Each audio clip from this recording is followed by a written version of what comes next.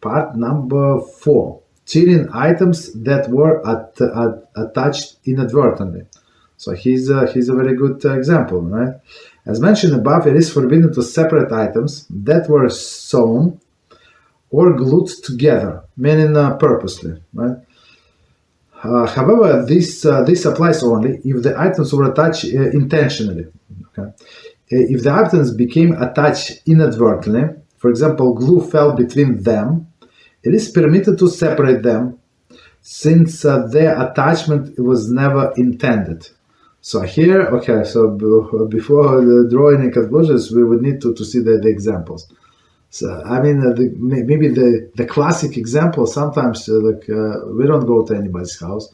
It's for many years. I don't have time, no energy, nothing, right? So I have one of my chavrus, like he said, he's not, we've been learning with him the longest, I would say.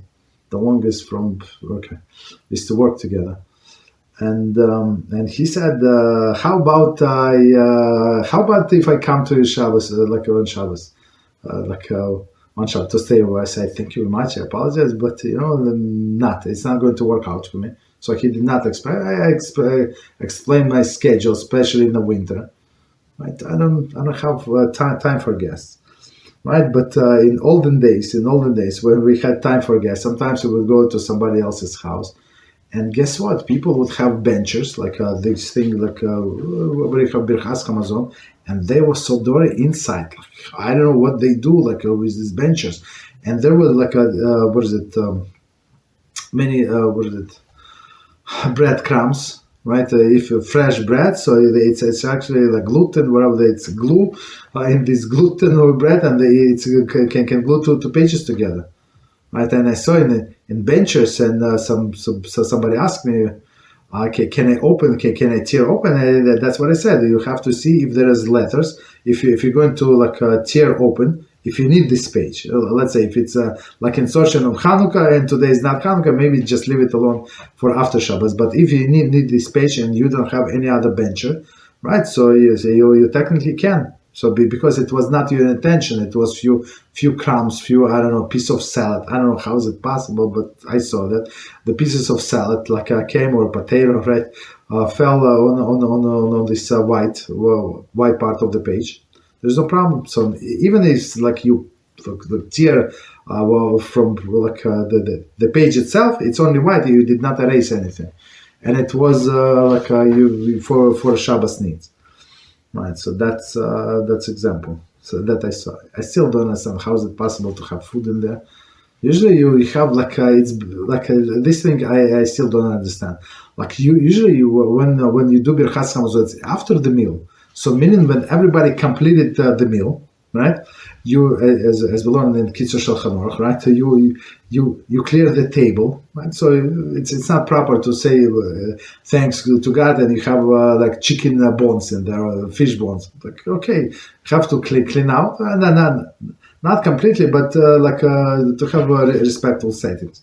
And then you say, so if you cleaned out all these things, how can you have the food particles in a bench? I don't understand.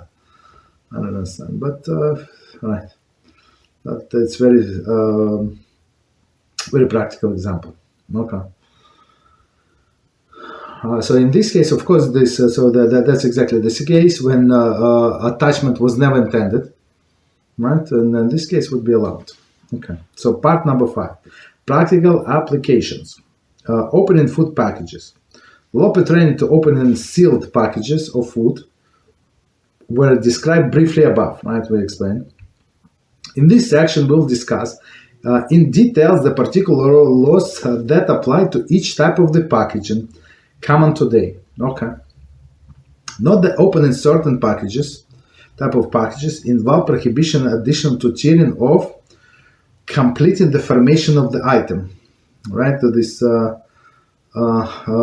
right? Makebe patish, right? That we said. So as we said, it's translated as a last blow of the hammer, right? Doesn't matter. So meaning that until now, this item was useless basically, and then we did whatever we did, and now it can be used and reused. An example is cereal box, right? When you like unglue on top, for sure. Now it's it's for sure. You can use this cereal box after you finish with the cereal as a storage. You can keep there whatever you want, right? So you can. All right. So that's would be like second violation. So and person can violate actually in the same act several prohibitions. Why? Because he done it in the same act.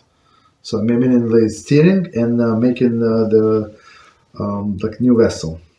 The next one, Asiyas Pesach.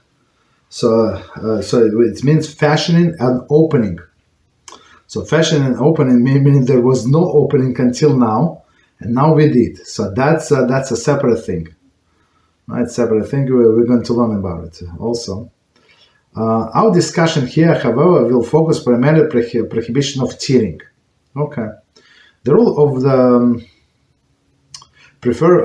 as a rule, it is preferable to open every food package and contain it before Shabbos. So I mean, the rule in our family, like if we forgot something to open, so meaning even if we plan to and then forgot, meaning HaShem intended and then because He made us forget, so meaning we don't need it for whatever reason.